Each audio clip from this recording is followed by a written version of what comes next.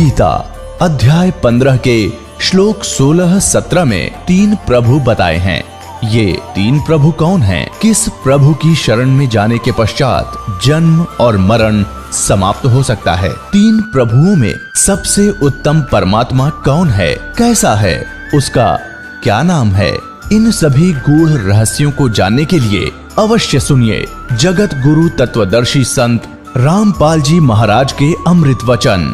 उस परमात्मा का शरीर हमारे जैसे नाड़ी आदि जोड़ जुगाड़ से नहीं बना और पिता के संयोग से शुक्र से नहीं बनाइए।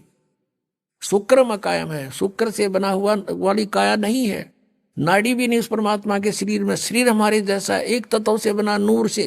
और वो क्या है? वो कबीर मनीषी, वो कबीर परमात्मा है। मनीषी माने महाविद्वान तत्वदर्शी संत, मनीषी तत्वदर्शी संत।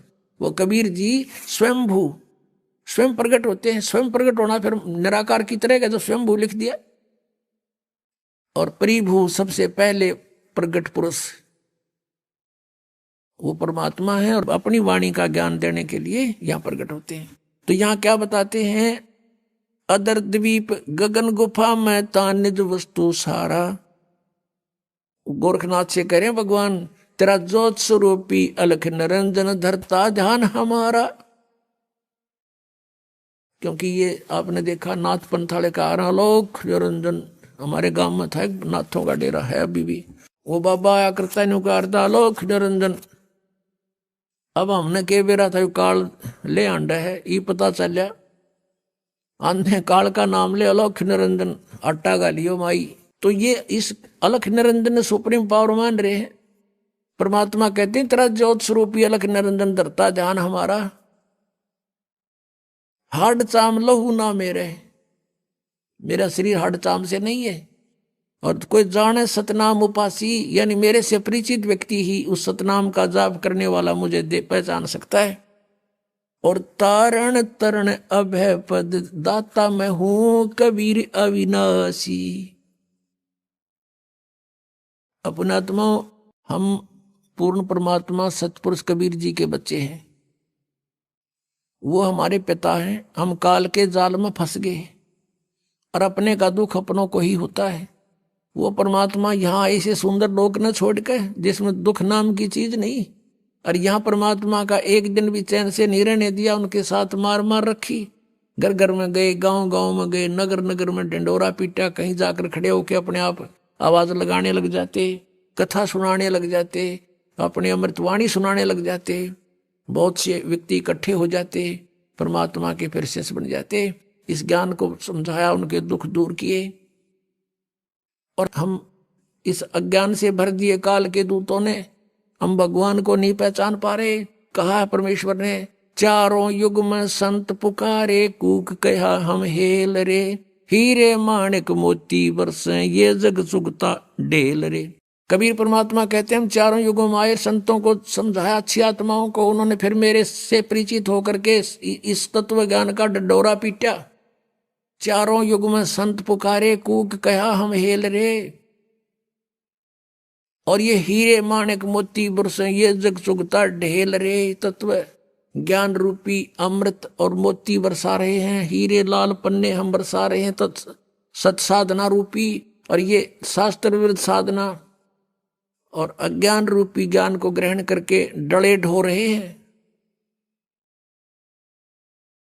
अब गरीबदास साहिब जी ने कहा अनंत कोट ब्रह्मंड का एक रति नहीं भारे।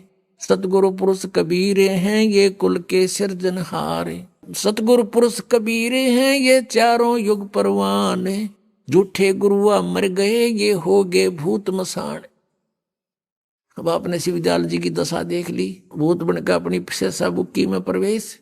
तो परमात्मा गरीबदास साहिब ने जो कहा कि झूठे गुरु मर के भूत बने फिरे हैं और उनके अनुयायी कहाँ जाएंगे? सोच लो भक्तों। मोती मुक्ता दर्शत नाही ये जग है सब अंदरे। दिखत के तो नैन चश्म इनका फेरा मोतिया बंदरे। ये परम धनी को आंख बीचों बैठे संता भक्ता ने सोचे भी तो भगवान से मिल गए। और कहते हैं ऐसे आंखें बदल कर नू और ऊपर देखो बोला इसमें किम में आंख बदल के देख लो, बिना बदले देख लो। ऋषि में ऋषियों ने इसको खूब छान रखा, सारे कमल नारी नारी बता रखे, फिर भी ना पाया भगवान के निराकार। और वह छुरी दादा स्वामी धन सतगुरु जय गुरुदेव वालों की भगवान निराकार बतावे, और परमात्मा सह शरीर मनुष्य दृश्य, और उसके एक रोम को में करोड़ सूर्य मिला दे, करोड़ चंद्रमा, ऐसी शोभा है। तो निराकार कैसे हुआ? तो यहां भगवान बताते हैं, समझा है तो सिर धर पाओ, बोर नहीं रे ऐसा दाव। समझा है तो सिर पर पांव धर लो और आ जाओ सतलोक आश्रम बरवाड़ा में, छुटवा लो पीछा। बोलो सतगुरुदेव की जय।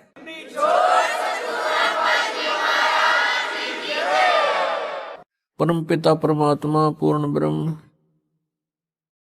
सारी सृष्टि के रचनहार कबीर परमेश्वर जी हम सभी आत्माओं के जनक हैं, ये हमारे पिता हैं।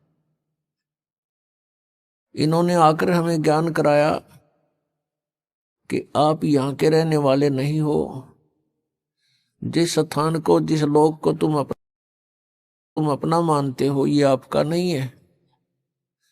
आपको यहाँ विवश करके रोका हुआ है।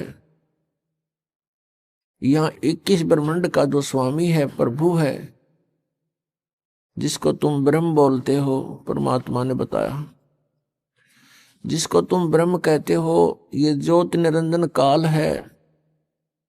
इसको श्राप लगा हुआ है 1 लाख मानव शरीरधारी प्राणियों का नित आहार करने का, और उसी उद्देश्य से इसने आप जी को यहां विवश करके रोका हुआ है।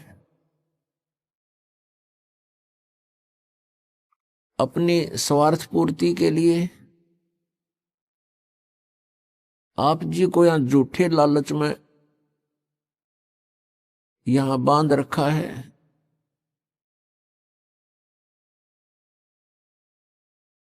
और जन्म और मृत्यु का यहां का विधान बनाकर आप जी को उसी कोल्हू में पीड़ रहा है। पुण्यात्माओं, अपनों के लिए अपने ही दुखी होते हैं। यहां आप देख रहे हो क्या दुर्दशा है प्रत्येक प्राणी की। किसी को कोई कष्ट है, किसी को कोई कष्ट है। मनुष्य जीवन प्राप्त प्राणियों का ये हाल है। अन्य योनियों का क्या हाल होगा, जैसे कुत्ते के शरीर में, गधे के शरीर में, पशु पक्षियों के शरीर में। कितना दुखी है ये प्राणी। और मनुष्य जीवन में भी क्या हाल है प्रत्येक प्राणी का। कोई प्राणी सुखी नहीं। इस दुख को हमने सुख मान लिया। इस दुख के अंदर थोड़ी सी राहत किसी को है, उसी को हम सुख मान बैठे। इसके लिए परमात्मा कबीर देव जी, कबीर साहब जी कहते हैं कि झूठे सुख को सुख है, ये मान रहा मनमोद, ये सकल चबीना काल का, कुछ मुख में कुछ गोद। परमात्मा कहते हैं कि सभी काल आहार है ये जो इस 21 ब्रह्मांड में आपको उत्पन्न किया हुआ है। अपनी उदर पूर्ति के लिए ये सब कुछ किए हुए हैं। आप जी इसके आहार हो। जैसे कसाई बकरे पालता है, उसका उद्देश्य क्या होता है? उन बकरों को सुविधा देने का, अपनी रोजी रोटी और स्वयं आहार करना।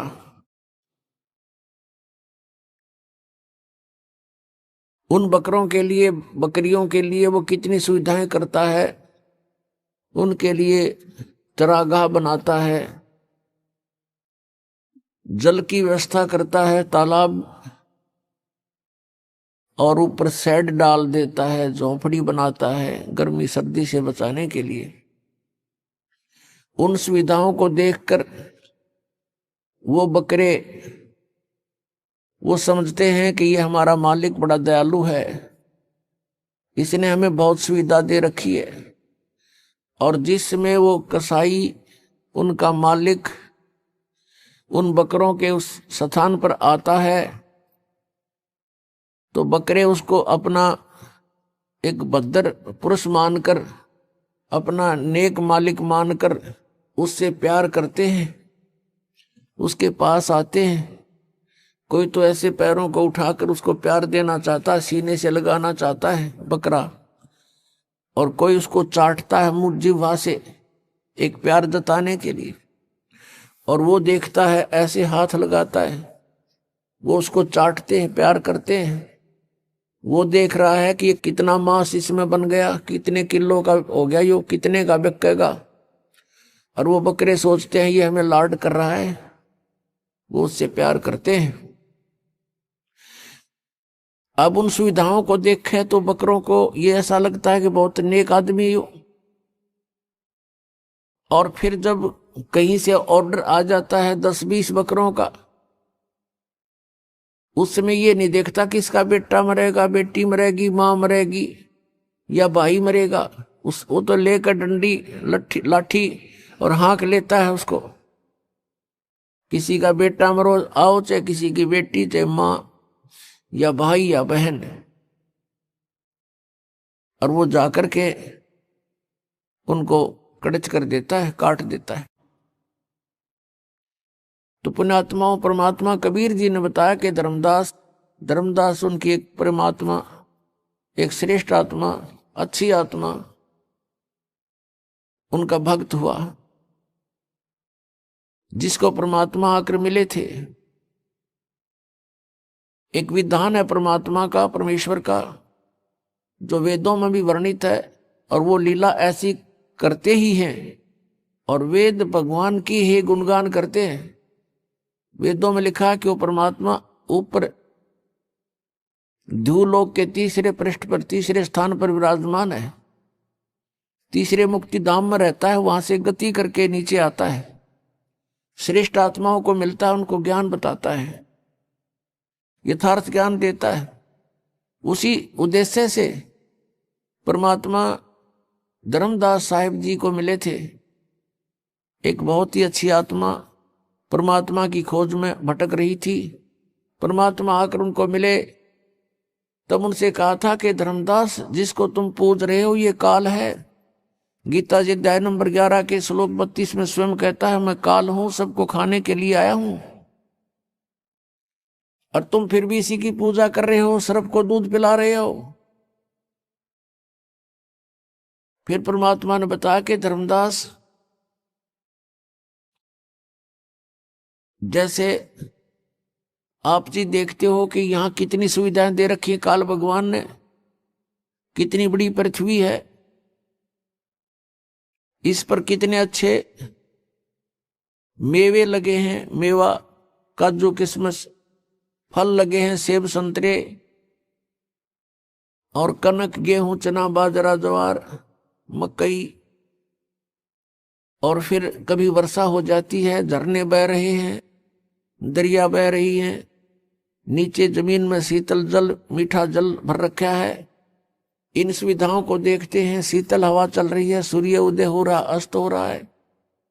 इन सुविधाओं को देखते हैं तो ऐसा लगता है कि कितनी अच्छी सुविधा हमें भगवान ने दे रखी है। तो इस दृष्टिकोण से तो हम सोचते हैं बड़ा दयालु है ये भगवान, जिसने कितनी सुविधा हमें दे रखी है, कितना ध्यान रखा हुआ हमारे प्रत्येक व्यवस्था का, प्रत्येक व्यवस्था को कितना अच्छी तरह हमें दिया हुआ है, कितनी अच्छी व्यवस्था कर रखी है, सब सुविधाएं प्रदान कर रखी हैं। लेकिन उस समय हम भूल जाते हैं, किसी का बेटा मर गया, किसी की बेटी मर गई, एक्सीडेंट में पूरा परिवार का परिवार दुर्घटनाग्रस्त होकर के समाप्त हो जाता है। तो कहां गई फिर इसकी दयालुता? उस समय हम याद भी नहीं करते कि भगवान होता ऐसे जुल्म किया करता है, क्योंकि हम ऐसे लोक में रह रहे हैं, इस गंदे लोक में रह रहे, यहां पर ये सदा बना रहेगा, जन्म और मृत्यु, इस तरह की घटनाएं सदा बनी रहेंगी। उसके लिए परमात्मा ने कहा कि एक और स्थान है, सतलोक, सचखंड, उस सतलोक में जाने से तुम्हारी ये सब समस्याओं का समाधान होगा। यहां परमात्मा कहते हैं कि मैं रोवत हूं सृष्टि को, और सृष्टि रोए मोहे। गरीबदास इस वियोग को समझ नहीं सकता कोई। परमात्मा अपनी लीला करता है, अच्छी आत्माओं को मिलता है, उनको ज्ञान देता है। उन्हीं में से, उन अच्छी आत्माओं में से आदरणीय गरीबदास साहिब गांव छुड़ानी, जिला दद्दर, हरियाणा वाले हैं। और उनको भगवान मिले, सतलोक लेकर गए, सचखंड दिखाया, सब व्यवस्था दिखाई, ब्रह्मा विष्णु महेश के लोक दिखाए, धर्मराज का स्थान दिखाया, और जहां प्राणी नरक में दुख पा रहे थे वो स्थान दिखाया। यहाँ का नकली स्वर्ग महास्वर्ग दिखाया। यहाँ के नकली कंस्ट्रक्शन कर रखी है, इस काल ने अपनी दुर्गा शक्ति से करवा रखी है। नकली सतलोक, अलखलोक, अगमलोक, नामी लोक नकली ब्रह्मलोक में बना रखे हैं, वो भी दिखाए। और जहां बैठकर 1,00,000 मानव शरीरधारी प्राणियों को ये आहार करता है, वो भी दिखाया। फिर अपना सचखंड दिखाया, सतलोक दिखाया। और वहां परमात्मा को देखकर, सारी व्यवस्था को समझकर संत गरीबदास साहिब जी बड़े खुश हुए। फिर परमेश्वर ने उनको वापस भेज दिया शरीर में। उस समय गरीबदास जी के शरीर की अंतोष्टि करने की तैयारी थी। मृत जान लिया था, क्योंकि आत्मा को परमात्मा निकाल ले गए थे। चिता के ऊपर रख दिया था, तो परमेश्वर ने वापस भेज दिया। तभी वो चिता पर ही हलचल हो गई। नीचे उतराए, उठकर चल पड़े, परमात्मा की आंखों देखे, उस व्यवस्था का गुणगान करने लगे अपनी अमृतवाणी में। परमेश्वर कबीर जी ने गरीबदास साहिब जी के आत्मा में, अंतःकरण में ये ज्ञान भर दिया था जो उन्होंने बाद में बोला। तो यहां बताया है कि मैं रोवत हूं सृष्टि को। गरीबदास जी बता रहे हैं कबीर भगवान ऐसे बोला। और सृष्टि रोवे मोहे। गरीबदास इस वियोग को समझ नहीं सकता कोई। मैं तुम्हारे लिए भटक रहा हूं, कबीर परमेश्वर जी कहते हैं, और तुम मुझे ना पहचान कर इस काल के ही भगवानों से तुम चिपके हुए हो, और मुझे नहीं पहचान रहे, और तुम मुझे खोज रहे हो, तुम मुझे ढूंढ रहे हो, लेकिन मुझ तक ना पहुंचकर इन काल के ही, इन अवतारों तक तुम वहीं चिपके रहते हो, क्योंकि तुम्हें ज्ञान नहीं। अब मैं ज्ञान बताने आया हूं, अब तुम सुनते नहीं। तो परमात्मा ने क्या बताया है? मानुष जन्म दुर्लभ है, मिले न बारंबार, तरवर से पत्ता टूट गिरे, वो बहोर न लगता डार। राम रटत कन्या भली, साकेट बलो न पूते, छेरी के गल में गलथना, जिसमें दूध ना मूते। राम रटत दारी दर भलो, टूटी घर की छान, वो कंचन महल किस काम के, जहां भक्ति नहीं भगवान। राम रटत कोड़ी भलो, चू चू पड़े जो चाम, वो सुंदर शरीर किस काम का, जा मुख नहीं नाम। कबीर जिह्वा तो वाहे भली, जो रटे हरि नाम, नहीं तो काट फेंक दियो, ये मुख में भलो ना चाम। ये मानव शरीर परमात्मा ने हमें कल्याण कराने के लिए दिया है, मोक्ष प्राप्ति के लिए दिया है। इसका यथार्थ ज्ञान ना होने से हम दुरुपयोग करते रहे, केवल इससे अपने निर्वाह के लिए ही इसका प्रयोग करते रहे। जो क्रियाएं हम भक्ति को छोड़कर, सत्साधना को छोड़कर अन्य जो क्रियाएं करते हैं, वो पशु भी करते हैं, पक्षी भी करते हैं, सभी प्राणी करते हैं। तो मनुष्य में और अन्य प्राणियों में फिर भिन्नता क्या रही, क्या आवश्यकता थी इस मनुष्य जीवन की?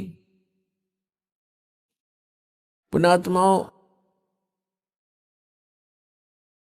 ये मनुष्य जीवन केवल ये कोठी बंगले फैक्ट्री लगाने के लिए, बनाने के लिए नहीं मिला था। परमात्मा आए स्वयं पूर्ण ब्रह्म, और बनारस में, काशी में, भारतवर्ष की पावन पृथ्वी पर 120 वर्ष तक यहां रहे। एक झोंपड़ी में, एक हट के अंदर उन्होंने अपना गुजारा किया। सारे ब्रह्मांडों के दाता, सतलोक के मालिक, सचखंड के निवासी, सर्व सुख संपन्न देश है वो सतलोक, और उसको छोड़कर अपने बच्चों के लिए, आपके लिए, हमारे लिए वो परमात्मा यहाँ आए। और उन्होंने एक ट्रायल करी, एक रिहर्सल किया, एक उदाहरण दिया, उदाहरण पेश किया उन्होंने कि यहां पर तुमने ऐसे रहना चाहिए। इससे अधिक यदि तुम धन जोड़ने के लिए प्रयत्न करते हो तो ये तुम्हारी अज्ञानता है। घर तो 3.5 हाथ, गणात 4.25, कह कबीर अधिका गहे ताको नहीं विचार। ये अब प्रत्येक प्राणी, मनुष्य शरीरधारी का प्रत्येक प्राणी का शरीर 3.5 हाथ का, उसके अपने 3.5 हाथ का होता है। तो परमात्मा कहते हैं यदि आपने एक कोठी बना ली, ऊपर नीचे 3 मंजिल बना दी, और 4-5 कमरे एक मंजिल में हैं, 15-20 कमरे आपके पास हैं, कक्ष हैं, तो उसमें कहाँ सोते हो आप? एक कक्ष में एक 4 जो 3x6 की होती है, उसको किसी कोने में डाल ले उस कक्ष के कमरे के, बाकी कोठी व्यर्थ है। तो पुण्यात्माओं, हम जीव हैं, हम देखा देखी करते हैं गलतियां, और वो पीव थे सर्व संपन्न होते हुए भी अब कभी भी डगमग नहीं हुए, एक झोंपड़ी में आजीवन रहे। वो ये दिखाना चाहते थे यदि तुमने कल्याण कराना है तो यहाँ की सब आवश्यकताओं को मिनिमाइज करो, बहुत कम करो, और ये अननेसेसरी जो आपकी रिक्वायरमेंट है, अनावश्यक जो आपकी आवश्यकताएं हैं, ये आपके भक्ति में बाधा है, ये टेंशन पैदा करती हैं, और टेंशन से भगवान की भक्ति नहीं बनती। आप ये देख करके कि उसने ऐसी कोठी बनाई, मैं भी ऐसी बनाऊं, उसने इतना पैसा कमा लिया, मैं भी कमाऊं। आपने परमात्मा पाने के लिए परमात्मा कबीर जी द्वारा दिए गए उदाहरण, उनके द्वारा दिए गए ज्ञान को आधार बना के कदम रखना पड़ेगा, तब हम सफल हो सकते हैं। नहीं तो ठीक है, जैसा आप भक्ति करोगे वैसा फल आपको मिल ही जाएगा, लेकिन ये फल आपका यहीं बर्बाद हो जाएगा। स्वर्ग में चले जाओगे इस काल के होटल में, वहां अपनी पूंजी व्यर्थ करके आपकी आंखें नहीं खुलने देगा, फिर ये इतना सुख दे देगा ऊपर स्वर्ग लोक में। जिस झूठे सुख को आप सुख मानते हो, ये सुख स्वर्ग में सबसे ज्यादा है। बकवादें करना, सुंदर सुंदर औरतें, शराब पीना, सारी सुविधाएं, काजू किस्मत, सेब संतरे, बड़े सलोट मारनी है, वहां नरे मिलेंगे, लेकिन वो होटल है, रेस्टोरेंट है, और वहां आपकी पूंजी व्यर्थ होती है। जो यहां आपने धन कमाया था वो वहां व्यर्थ करवा के फिर वहां से धक्के मार देंगे तुम्हारे, और फिर नरक में ठोक देगा। कबीर परमात्मा ने हमें ये सारा जाल काल का समझाया है। तो हमारा उद्देश्य है, यदि आप जी बरवाला आश्रम में आते हो, ठीक है, पहले तो पुण्यात्मा दुख निवारण की ही इच्छा करते हैं, उसके साथ साथ फिर उनको ज्ञान भी प्राप्त हो जाता है। ये समर्थ परमात्मा है कबीर जी, और ये सब कुछ कर सकते हैं, आपके सर्व कष्टों का निवारण भी कर देंगे। लेकिन जब आप सुखी हो जाते हो, परमात्मा से दूर हो जाते हो, ये एक ऐसी हमारे अंदर एक बुराई है या कमी है, त्रुटि है। हम सतलोक में थे और सतलोक के अंदर हमारे को कोई असुविधा नहीं थी, सारे सुख भगवान ने दे रखे थे, कबीर परमेश्वर ने, सत्य पुरुष ने। उस सुख में हम परमात्मा को भूले थे और इस काल को चाहने लग गए थे। ये तपस्या कर रहा था खड़ा होकर के, हम भगवान को भूलकर इसको चाहने लगे। परमात्मा कबीर जी ने बहुत बार हमें संकेत किया, लेकिन हम बाज नहीं आए। हम परमात्मा के दिल से उतर गए, उन्होंने हमें हृदय से रिजेक्ट कर दिया, और फिर हम इस काल के साथ यहाँ इसके लोक में आ गए। इसने तपस्या करके ये 21 ब्रह्मांड प्राप्त कर रखे हैं और हम वैसे लटक के आ गए इसके साथ में। अब इसने हमारे साथ वो प्रतिशोध किया है, क्योंकि इसने वहां गलती की थी। परमेश्वर कबीर जी ने इसको वहां से निकाल दिया था, निष्कासित कर दिया था, इंक्लूडिंग ऑल ब्रह्मांड, इसके सारे ब्रह्मांड दे करके बाहर निकाल दिया था 21 के 21। और हमने जो गलती की थी, हम इसकी साथ स्व इच्छा से आए थे, हम भगवान भूल गए उस सुख में, और उसके बाद हम कितने कैर हो रहे हमारे ऊपर। पुण्यात्माओं, ये दंत कथा मत समझना, क्योंकि आज तक आपने केवल सिंपल कथाएं सुनी है रामायण और महाभारत की, आप उनको सत्य मान रहे हो। सत्य तो हैं वो जिस सतर की है, वो घटना ऐसी घटी है, लेकिन ये जो कथा है ये वो अमर कथा है, अनमोल कथा है। ये वो ज्ञान है, तत्व ज्ञान, जो अभी तक किसी के पास नहीं था। परमात्मा ने कहा था, धर्मदास तो लाख दुहाई, ये मूल ज्ञान की दबार ना जाई। मूल ज्ञान बाहर जो पर ही, बिचली पीढ़ी हंसनी तरही। मूल ज्ञान तब तक छुपाई जब तक ये द्वादश पंथ ना मिट जाई। तो पुण्यात्माओं, आप जी ये ना सोचना कि वैसे कथाएं हैं, ये सच्ची कथाएं हैं। हम वहां रहते थे, हम यहाँ के नहीं हैं। आज आप विचार भी करना चाहिए, जोर देना चाहिए बुद्धि पर, क्योंकि काल ने इतना प्रेशर बना रखा है कि जीव इतनी देर सोच नहीं सकता। उसी समय इसको कोई समस्या याद आ जाती है, कोई और बकवाद याद आ जाती है, इस तरफ हट जाता है ये मन वहां से। तो हमने इस बात को गहराई से सोचना पड़ेगा। आज आप समझते हो मुझे सब सुख है, पुत्र हैं, पुत्रियां हैं, उनके भी संतान हो गई है, बढ़िया मकान है, खूब बढ़िया व्यवस्था है, और कल मृत्यु हो जाती है आपके पुत्र की, टक्कर मार कर हो रहा प्राणी, आपकी मृत्यु हो जाती है, तो आपका क्या है यहाँ पर। तो पुण्यात्माओं, इसको गहराई से सोचना पड़ेगा, तभी ये ज्ञान समझ में आओगा। यदि आप बरवाला आश्रम में आते हो तो मोक्ष को उद्देश्य मान कराना, केवल यहाँ संकट निवारण के लिए ही नहीं, यहाँ कोई झाड़े लाने वाली व्यवस्था नहीं है। यहाँ पर मोक्ष उद्देश्य मानकर आना, फिर आपको सर्व सुख होगा, और उस सुख में फिर आप भूल ना जाना परमात्मा को पुनः।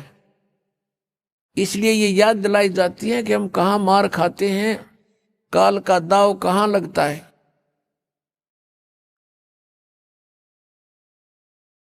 तो परमात्मा ने हमें याद दिलाया आकर के कि ये मानव शरीर जो आपको मिला है, इसका मूल उद्देश्य भक्ति करके परमात्मा पाना है। अन्यथा क्या बताते हैं, जीव्या तो वाए भली जो रटे हरि नाम, नहीं तो काट के फेंक दियो ये मुख में भलो ना चाम। परमात्मा कहते हैं जीव, ये जीव या तो वाय अच्छी, इसका सदुपयोग यही है कि इसे भगवान के गुण गावे, परमात्मा की नाम जपे। यदि भक्ति नहीं करता है प्राणी, तो कितनी उपमा दी है परमात्मा ने। फिर तो यह जीव की जरूरत नहीं, मुंह में चाम अच्छा नहीं होता, इसको काट के फेंक दे इससे अच्छा था। अब ये ना समझना कि मालिक कहते न काट के फेंक दो, नहीं, इसका गहराई से सोचो कि इसका सदुपयोग करो। उनका उद्देश्य कहने का ये है, अगर तुम भक्ति नहीं करते तो इस जुबान का कहां प्रयोग करते हो। जैसे कोई शक्तिशाली व्यक्ति है, बलवान व्यक्ति है, और दुर्बल व्यक्ति को इस जुबान रूपी तलवार से ऐसा जख्म कर देता है, ऐसे कुशब्द बोल देता है, वो दुर्बल व्यक्ति रोता रहता है, आत्मा बद्दुआएं देती है उसको। तो कहते हैं इतः पराई आत्मा और जीभ बांध तलवार। परमेश्वर बताते हैं कि तुम सदुपयोग ना करके जुबान का, जीभ का दुरुपयोग करते हो, दूसरों की आत्मा को चोट पहुंचाते हो और कहीं किसी की झूठी गवाही दे देते हो, या कोई सारा दिन अपने पेट के लिए 100 झूठ बोलते हो, 100 हेरा फेरी करते हो, इससे ऐसे रागनी गाते हो, गाने गाते हो, तो ये दुरुपयोग कर रहे हो आप इसका। केवल टेस्ट करते हो, स्वाद नारे नारे लेते हो जिह्वा से, तो इसका केवल इतना ही उद्देश्य नहीं था। इसका मूल उद्देश्य परमात्मा के गुण गाना और राम का नाम रटना है। फिर परमात्मा क्या बताते हैं, मानुष जन्म पाया कर नहीं रटे हरि नाम, जैसे कुआ जल बिना फिर बनवाया क्या काम। अब जैसे जिस कूप में जल नहीं है उसका नाम कूप अवश्य है, पर गुण कूप के नहीं। इसी प्रकार मनुष्य जीवन आपका है। यदि आप सतभक्ति करते हो तो मनुष्य के गुण हैं, अन्यथा मनुष्य के गुण नहीं। परमात्मा की भक्ति ना करके अन्य जो क्रियाएं वो सभी पशु पक्षी भी करते हैं, तो मनुष्य का जीवन उन्हीं के तुल्य बताया परमात्मा। क्या बताते हैं भगवान परमात्मा, हमें याद दिलाते हैं, यो सौदा फिर नाही संतो, यो सौदा फिर नाही, यो सौदा फिर नाही रे संतो, ये सौदा फिर नाही। लोहे जैसा ताव जात है, लोहे जैसा ताव जात है, काया दे सराही रे संतो, यो सौदा फिर नाही। 3 लोक और भवन चतुर्दश, 3 लोक और भवन चतुर्दश, सब जग सौदे आही रे संतो, यो सौदा फिर नाही। दुगने तिगने किए चौगने, दुगने तिगने किए चौगने, किन्हू मूल गवाई रे संतो, यो सौदा फिर नाही। यो सौदा फिर नाही रे संतो, ये सौदा फिर नाही।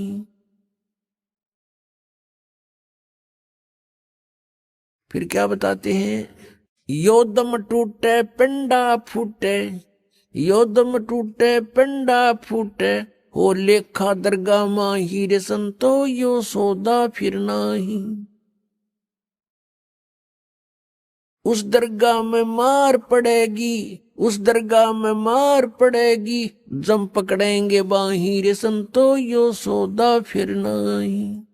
यो सौदा फिर नाही रे संतो, यो सौदा फिर नाही। जा दिन की मोए डरनी लागे, जा दिन की मोए डरनी लागे, लज्जा रे अकनाही रे संतो, यो सौदा फिर नाही। नर नारायण देह पाय कर, नर नारायण देह पाय कर, तो फेर 84 जाई रे संतो, यो सौदा फिर नाही।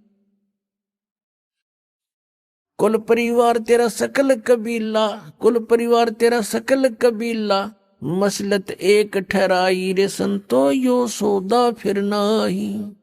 बांध पिंजड़ी आगे धर लिया, बांध पिंजड़ी आगे धर लिया, फिर मरघट को ले जाही रे संतो यो सौदा फिर नाही।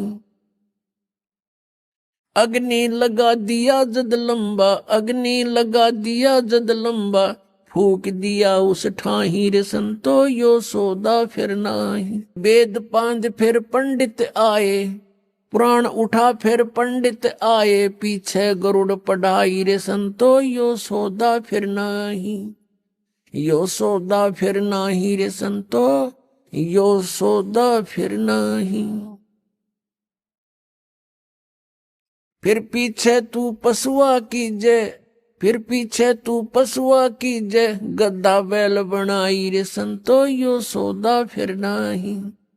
ये 56 भोग कहाँ मन बोरे, 56 भोग कहाँ मन बोरे, कित कुरड़ी चरने जाई रे संतो यो सौदा फिर नाही। यो सौदा फिर नाही रे संतो यो सौदा फिर नाही। प्रेतशिला पे जा बिराजे, प्रेतशिला पर जा बिराजे, पितरों पिंड भराई रे संतो यो सौदा फिर नाही। यो सौदा फिर नाही रे संतो यो सौदा फिर नाही। बहुर श्राद्ध खान को आए, बहुर श्राद्ध खान को आए, फिर काग बहे कलमाही रे संतो यो सौदा फिर नाही। यो सौदा फिर नाही रे संतो यो सौदा फिर नाही। जय सतगुरु की संगत करते, जय सतगुरु की संगत करते, ये सकल कर्म कट जाई रे संतो यो सौदा फिर नाही। यो सौदा फिर नाही रे संतो यो सौदा फिर नाही। अमरपुरी पर आसन होते, अमरपुरी पर आसन होते, जहां धूप ना छाई रे संतो यो सौदा फिर नाही। यो सौदा फिर नाही रे संतो यो सौदा फिर नाही। गरीबदास गलतान महल में, गरीबदास गलतान महल में, मिले कबीर गोसाई रे संतो यो सौदा फिर नाही। यो सौदा फिर नाही रे संतो यो सौदा फिर नाही। अपनात्माओं, आपका सौभाग्य है, आप जी को ये वचन सुनने को प्राप्त हुए हैं। अपनात्माओं, जब तक हम सतगुरु की शरण में नहीं आते तब तक हम केवल व्यवहारिक बातें ही सुनते हैं समाज संसार से, और वो केवल एक उदर पूर्ति का ही ज्ञान होता है।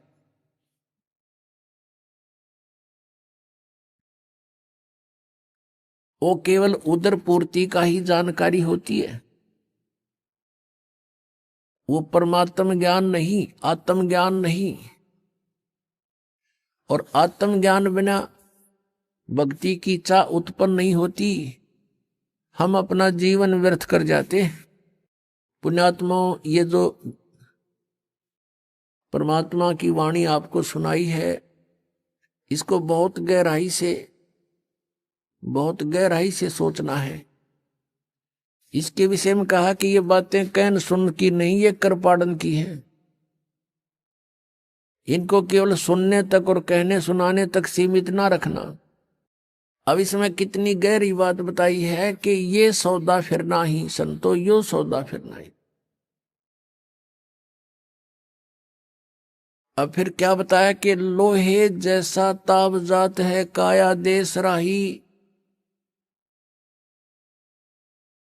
3 लोक और भवन चतुर्दश सब जग सौदे आही, भाई दुगने तिगने किए चौगने किन्हू मूल गवाही। मनुष्य शरीर प्राप्त प्राणी किस सौदे के लिए आया हुआ है? जैसे आप जी किसी दूसरे शहर में जाते हो, दूर देश पहुंच जाते हो, व्यवसाय करने के लिए, बिजनेस करने के लिए 2 लाख 4 लाख रुपए साथ ले जाते हो, और वहां जाकर के आपने किसी धर्मशाला में या रेस्टोरेंट में कमरा बुक करा लिया, यहां तक तो उद्देश्य था सही, आपने जो क्रिया की बिल्कुल ठीक की। आगे वहां जाकर के उस पूंजी से जो आप मूल धन लेकर गए थे, उससे आपका उद्देश्य था कि व्यवसाय करूं और उसके दुगने तिगने चौगने करूं, 4 लाख के 12 लाख बनाऊं, दुगने करूं 8 लाख बनाऊं। तो उसके लिए प्रयत्न करना चाहिए था। अगर ऐसा करते हो तो आप सही उद्देश्य की पूर्ति कर रहे हो। यदि ऐसा नहीं कर रहे हो, क्या कर रहे हो? जैसे 4 लाख रुपये कोई लेकर गया, रेस्टोरेंट में कमरा बुक करा लिया और खावे पीवे सो जावे, घुट्टी लावे, फिल्म देखे, बढ़िया माल खावे और सो जावे, सारा दिन इधर उधर सैर सपट्टे करता रहे, तो उसकी जो मूल पूंजी थी वो नाश हो रही है, प्रतिदिन घट रही है। और आगे उसका बिजनेस है नहीं, कोई व्यवसाय कर नहीं रहा, तो एक दिन वो 4 लाख रुपए उसके नष्ट होंगे और वो कंगाल होकर के उसको रेस्टोरेंट वाले भी धक्का मार देंगे बाहर निकाल। वो निर्धन हो गया, वो कंगाल हो गया। उस पूंजी से उसने दुगने तिगने करने थे, चौगने करने थे, तो वो सेठ बनता, साहूकार कहलाता। आप जी यहां आए हो श्वास रूपी पूंजी लेकर, मनुष्य जीवन के 2 श्वास, इसकी बहुत कीमत है। परमात्मा कबीर साहब जी कहते हैं, कहता हूं कही जात हूं, कहूं बजा के ढोल, और श्वास जो खाली जात है भाई 3 लोक का मोल। एक मनुष्य जीवन के श्वास की इतनी कीमत है, 3 लोक, पृथ्वी लोक, स्वर्ग लोक और पाताल लोक, इतनी कीमत है। इनके बराबर इसकी कीमत समझ लो एक श्वास। और हम इसका सदुपयोग ना करके दुरुपयोग कर रहे हैं, तो इतनी पूंजी हम बर्बाद कर रहे हैं। इतनी वैल्यू है एक श्वास, मनुष्य के श्वास की। मनुष्य का जीवन श्वासों से निर्धारित है,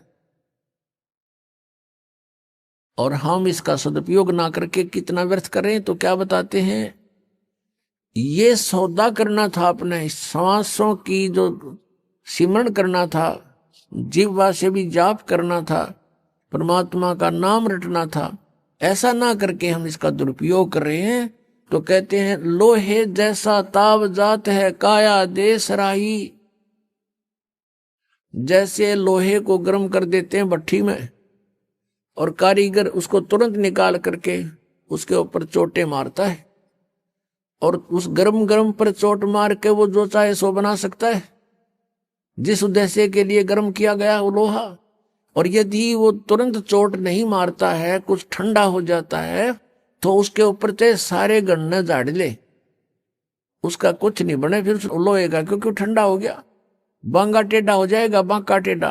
तो ऐसे ही ये मनुष्य जीवन जब तक आपके पास है तो आपका लोहा गर्म है, इसमें राम नाम की चोट मार लोगे तो आप इसका उद्देश्य पूर्ति कर लोगे, अन्यथा फिर बांगा टेढ़ा हो जाएगा, ठंडा होकर के कुत्ते गधे सूअर के मुख मिलेंगे आपको।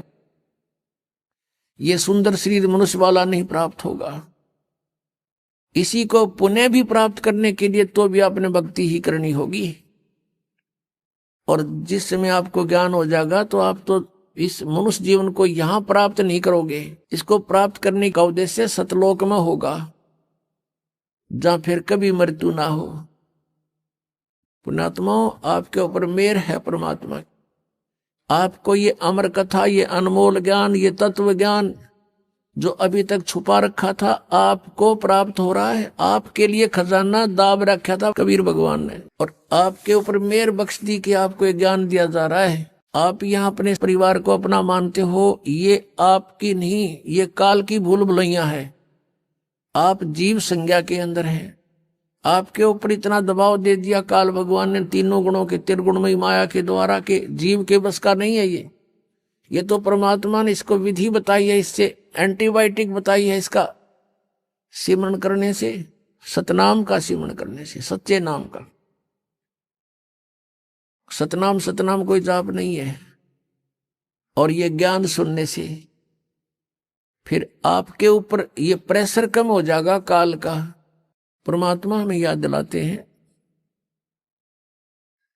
कि लोहे जैसा ताव जात है काया देश राही। ये लोहे के सा ताव मनुष्य शरीर का आपका जा रहा है। और कहते तीन लोक और भवन चतुर्दश सब जग सौदे आही।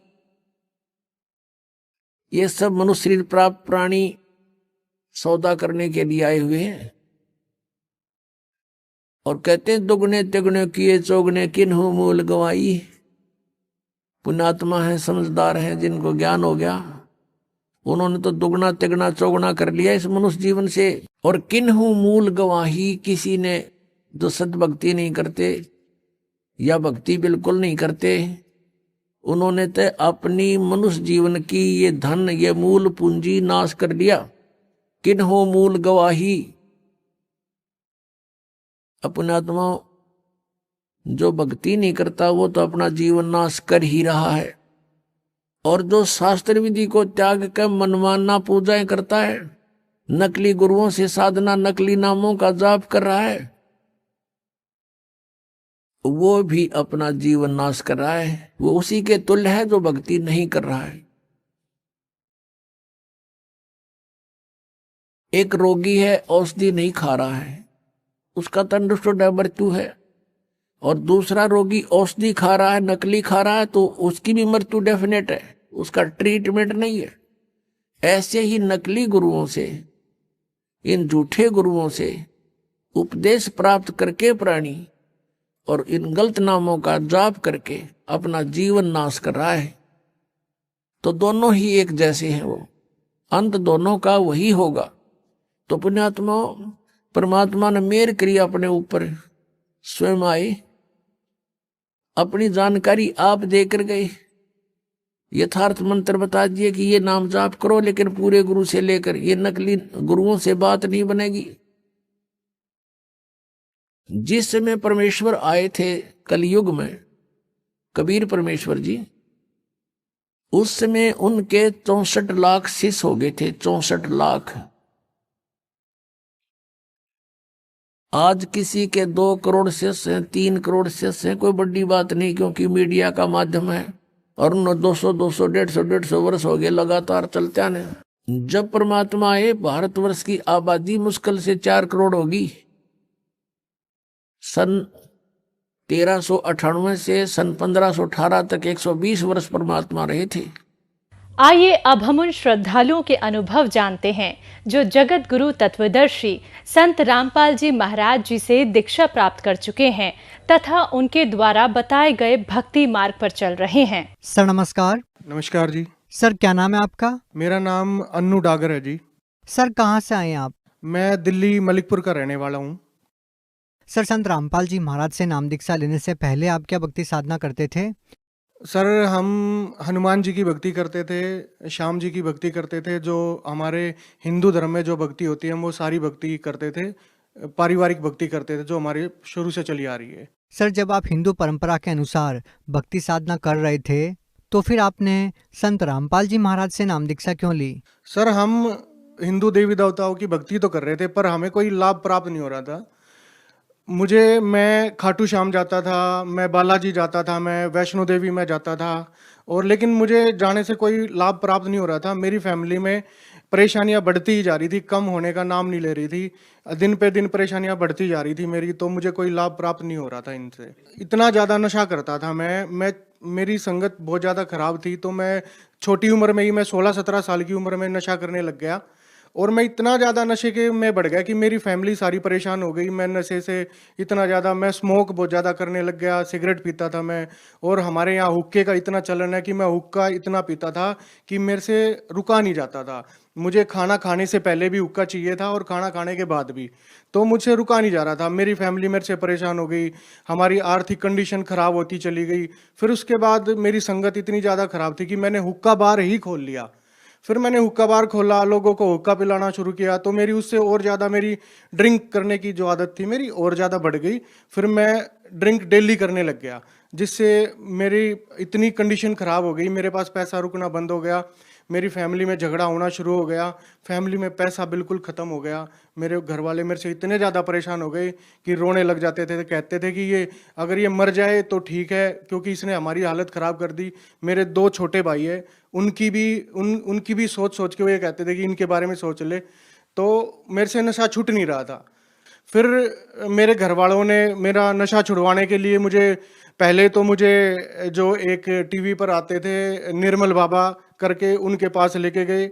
मेरी मम्मी ने 2000 रुपये की, दिल्ली में ताल कटोरा स्टेडियम है, उसमें उनकी टिकट बुक कराई 2000 रुपये दे के।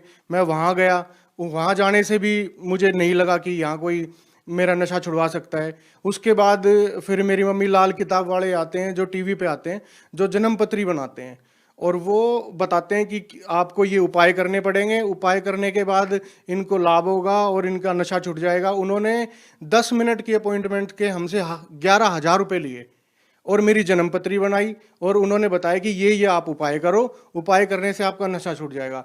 मैंने 3 महीने 4 महीने लगातार उनके उपाय करे, उन्होंने जो बताया, लेकिन मेरा नशा छूटा नहीं। मेरा और ज़्यादा मेरा पीने का मन करता चला गया। फिर मेरा आर्थिक कंडीशन इतनी ख़राब हो गई कि मेरे पास एक भी पैसा नहीं था, कर्जा इतना ज़्यादा हो गया, बाहर से उठाना पड़ गया, घर वाले परेशान हो गए। लास्ट में थक हार के मैं अपने घर बैठ गया। मतलब सर, बात कहने की ये है कि मैं नशे में गिर चुका था और मेरा कोई नशा छुड़वाने वाला मुझे मिल नहीं रहा था। मेरी फैमिली परेशान, मेरी आर्थिक कंडीशन ख़राब, बाहर से ब्याज पे पैसा उठाना शुरू कर दिया, कर्जा सिर पे होता चला गया। मेरी फैमिली वाले सोच रहे थे ये कैसे ना कैसे करके मर ही जाए तो ठीक है, क्योंकि इसने हमारी हालत ख़राब कर दी है। तो इसी दौरान क्या हुआ कि कंडीशन हमारी बहुत ज़्यादा ख़राब थी, तो वो कंडीशन देख के हमारे पड़ोस में है जिन्होंने संत रामपाल जी महाराज जी से नाम दीक्षा ले रखी है, उन्होंने देखा कि इनकी कंडीशन ख़राब है तो इनको समझा के आते। वो हमारे घर आए, उन्होंने हमें समझा के मुझे कुछ समझ में आया, तो उन्होंने बोला कि एक बार आप चल के देखो वहाँ। तो मैंने उनको बताया कि मैं बहुत जगह जा चुका हूँ, निर्मल बाबा के वहाँ जा चुका हूँ, लाल किताब वाले के वहाँ जा चुका हूँ, पंडितों के वहाँ जा चुका हूँ, वैष्णो देवी जा चुका हूँ, खाटू श्याम पे जा चुका हूँ, बालाजी जा चुका हूँ, अब बताओ भाई मैं कहाँ चलूँ। तो उन्होंने आश्वासन दिया कि एक बार ज्ञान सुनो और एक बार आप हमारे कहने से चलो। तो मैंने उन पर ट्रस्ट करा। तो सर 12 जुलाई 2013 को मैं उन भाइयों के साथ संत रामपाल जी महाराज जी के बरवाड़ा आश्रम में गया, और वहाँ जाके मैंने देखा कि वहाँ इतने सारे भगत थे जो कि निःशुल्क रह रहे थे, किसी को कोई पैसा देने की जरूरत नहीं थी। जबकि मैंने निर्मल बाबा का 2000 रुपये में टिकट बुक कराई। फिर मैंने थोड़ी देर बैठ के वहाँ पे ज्ञान सुना, तो वहाँ संत रामपाल जी महाराज जी एक सत्संग सुना रहे थे और एक वाणी बता रहे थे कि मदिरा पीवे कड़वा पानी, 70 जन्म स्वान के जानी। स्वान मतलब कुत्ते के जानी। तो वो वाणी मेरे दिमाग में ऐसी लगी जाके कि मैंने अपना जीवन इतना खराब कर दिया कि मेरे कुत्ते के जन्म होंगे। फिर मैं वहाँ बैठ गया। मैं बैठने के बाद मैंने 1 घंटा संत रामपाल जी महाराज जी का सत्संग सुना और इतना पछतावा करा कि मैं कहाँ कहाँ घुमा और भगवान मुझे आज जाके मिले हैं। फिर मैंने उनको दंडवत करी, मैंने नाम दीक्षा, तुरंत नाम दीक्षा ली, और उस दिन का दिन है और आज का दिन है। मैंने आज तक नशे को ना तो छुआ है ना किसी को छूने दिया है। सर, कितनी अजीब बात है कि आप इतने प्रसिद्ध संतों के पास आप गए, उसके बावजूद भी आपका नशा नहीं छूट पाया। संत रामपाल जी महाराज के पास जाने से, उनका सत्संग सुनने से, उनसे नाम दीक्षा लेने से आपका नशा कैसे छूट गया? सर, आपने बहुत अच्छा क्वेश्चन किया है। इस क्वेश्चन का मैं जवाब दूंगा। संत जो होते हैं उनके वचन में बहुत पावर होती है। वो जो जैसे कि निर्मल बाबा थे, लाल किताब वाले थे, वो भी बताते थे कि नशा नहीं करना चाहिए, लेकिन उनके वचन में पावर ही नहीं थी क्योंकि वो संत ही नहीं थे। और संत रामपाल जी महाराज जी ने जैसे ही बोला वो वाणी, वो बात, क्योंकि संत वचन पलटे नहीं और पलट जाए ब्रह्मांड, तो संत रामपाल जी महाराज जी ही एक इस दुनिया में ऐसे संत हैं, सच्चे संत हैं और पूर्ण संत हैं, जिनकी वाणी और जिनकी बोली हुई बात डायरेक्ट मेरी आत्मा में जाके लगी। और मुझे इतना पछतावा हुआ कि मैं आज से पहले कहाँ था, और मुझे एकदम से ज्ञान का पता चला कि हाँ, अगर इस दुनिया में पूर्ण संत हैं तो संत रामपाल जी महाराज जी हैं। और सर, हमारा यूथ नशे की तरफ इतनी तेजी से बढ़ रहा है। मैं सभी को बताना चाहूंगा, हाथ जोड़ के बताना चाहूंगा, अगर कोई भी नशे से परेशान है, किसी का भी नशा नहीं छूट रहा है, मैं ये गारंटी लेता हूं, जिसने संत रामपाल जी महाराज जी का ज्ञान सुन लिया और उनसे नाम दीक्षा ले ली, वो नशे के कभी पास भी नहीं जा सकते। जैसे मैं था, 16 साल का नशा करने लग गया था और मुझे 10 साल हो गए जब से मैंने संत रामपाल जी महाराज जी का नाम दीक्षा लिया, उनका ज्ञान सुना है। मैं नशे को छू भी नहीं सकता और करना तो बहुत दूर की बात है, मैं छू भी नहीं सकता। अगर किसी को भी अगर नशा छुड़वाना है तो वो मैं हाथ जोड़ के प्रार्थना कर रहा हूँ, संत रामपाल जी महाराज जी की शरण में आ जाए। सर, संत रामपाल जी महाराज से नाम दीक्षा लेने के बाद आपके जीवन में क्या बदलाव आए? सर, संत रामपाल जी महाराज जी से नाम दीक्षा लेने के बाद मेरी लाइफ ही बदल गई। ये मानो कि मेरा नया जन्म हो गया। इतने लाभ मिले हैं, इतने लाभ मिले हैं, मैं आपको बताना चाहूँगा। अगर मैं सारे गिनवाने लग जाऊँगा तो बहुत ज़्यादा टाइम लग जाएगा। सबसे बड़ा लाभ, मेरा नशा छूट गया। मेरी आर्थिक कंडीशन जो थी खराब थी, आज मेरी संत रामपाल जी महाराज जी की वजह से, मेरे गुरु जी की वजह से आज मेरा बहुत अच्छा काम चल रहा है। मेरे परिवार में इतनी सुख शांति है। मेरे पास, मैं अपना खुद का, मेरा ब्रिक्स का काम है, ब्रिक्स का प्लांट है मेरा। एक नहीं, 2-2 प्लांट बंदी छोड़ने संत रामपाल जी महाराज जी ने मुझ पे दया करी है। मैंने नाम दीक्षा लेते ही सबसे पहले तो अपना हुक्का बार बंद करा। जो मैं पाप कमा रहा था और खुद कर रहा था, मैंने सबसे पहले उसको बंद करा। मेरा जो कर्जा हो रहा था, धीरे धीरे मेरा कर्जा खत्म होता चला गया। मेरे घर में शांति हो गई, मेरे घर में खुशियों की लहर आ गई और मेरी आर्थिक कंडीशन इतनी सुधरती चली गई कि मैं धीरे धीरे बिजनेस पे चला गया। और सबसे बेस्ट और सबसे अच्छा लाभ तो मैं आपको ये बताऊंगा कि जो मेरी भगवान की तलाश थी, आध्यात्मिक तलाश थी जो मेरी, वो संत रामपाल जी महाराज मुझे मिलने के बाद मेरी खत्म हो गई। मुझे भगवान मिल गए और अब मैं खुश हूँ और मेरा खुशहाल जीवन है, जो सिर्फ संत रामपाल जी महाराज जी ने करा है।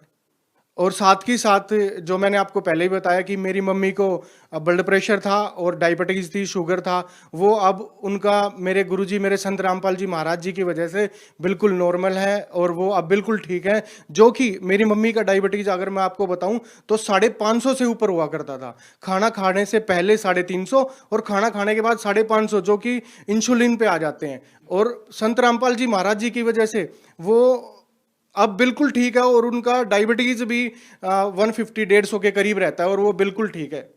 सर, हम आपको युवा पीढ़ी के लिए एक मिसाल के तौर पे देखते हैं कि पहले आप बहुत ज़्यादा नशा करते थे और अब आप नशे को हाथ तक नहीं लगाते, तो आज की युवा पीढ़ी को आप क्या संदेश देना चाहते हैं? सर, मैं आपके टीवी के माध्यम से, आपके चैनल के माध्यम से, जो हमारा यूथ है वो दिन प्रतिदिन नशे के इतना तेजी से बढ़ रहा है, मैं उन्हीं सबसे प्रार्थना करना चाहता हूँ, जो भी नशा छोड़ना चाहते हैं, जिनसे नशा नहीं छूट रहा है, वो एक बार संत रामपाल जी महाराज जी से नाम दीक्षा लें और उनका ज्ञान सुने। मैं गारंटी लेता हूँ वो नशे के कभी पास भी नहीं जा पाएंगे और वो कभी नशे की सोच भी नहीं सकते। और सर, मैं इसके साथ ये भी बोलना चाहूँगा कि अगर आप भगवान प्राप्ति चाहते हैं, अपने जीवन में सुख चाहते हैं, अपने लाइफ में, अपने घर में कोई भी दुख है उसको समाप्त करना चाहते हैं और अपनी शांति चाहते हैं, तो संत रामपाल जी महाराज जी से जुड़िए। मेरी हाथ जोड़कर यही विनती है, यही प्रार्थना है, यही रिक्वेस्ट है कि एक बार संत रामपाल जी महाराज जी से जुड़िए, आपकी सारी कठिनाई दूर हो जाएगी। सर, संत रामपाल जी महाराज से नाम दीक्षा कैसे ली जा सकती है?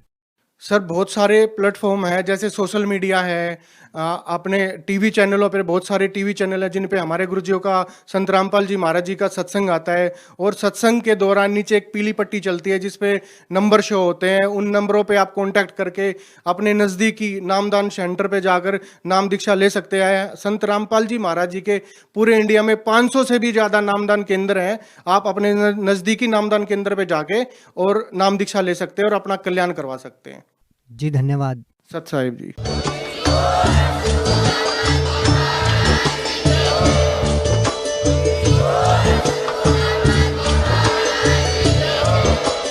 आप सुन रहे थे जगत गुरु तत्वदर्शी संत रामपाल जी महाराज जी के मंगल प्रवचन। अधिक जानकारी के लिए विजिट कीजिए हमारी वेबसाइट www.jagatgururampalji.org। संत रामपाल जी महाराज जी के शुभ आशीर्वाद से पूरे विश्व भर में 500 से भी ज्यादा नाम दीक्षा केंद्र हैं, जिन पर संत रामपाल जी महाराज जी द्वारा ऑनलाइन निशुल्क नाम दीक्षा दी जा रही है। अपने नजदीकी नाम दीक्षा केंद्र का पता करने के लिए संपर्क करें 82228880